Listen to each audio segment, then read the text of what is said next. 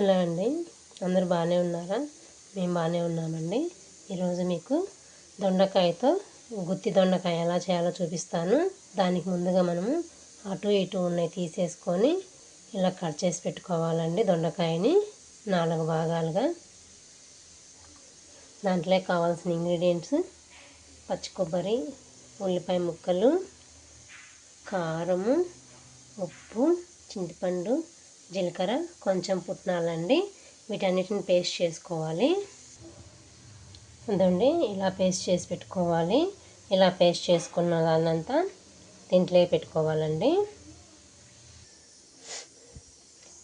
ఇలా స్టఫ్ చేసుకున్న దాన్నంతా ఇలా ఒక అల్యూమినియం బౌల్లో పెట్టుకోవాలండి.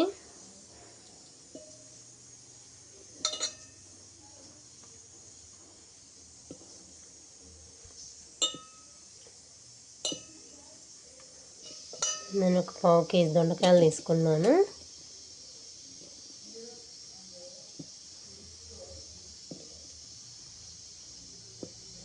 అదండి అలా పెట్టుకోవాలి. ఇప్పుడు కొంచెం ఆయిల్ వేసుకొని స్టవ్ మీద పెట్టుకోవాలి. ఇంకా కొంచెం స్టఫింగ్ మిగిలింది, దీన్ని పైన వేసుకుంటానండి కాసేపు మగ్గాక. ఇదిగోండి ఇలా పెట్టేసి కొంచెం ఆయిల్ వేసేసాను.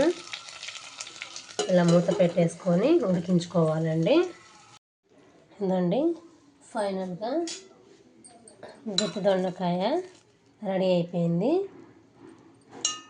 ఒక పీస్ తీసాను చూడండి, మొత్తం ఎలా గ్రేవీ ఎంత పడిందో.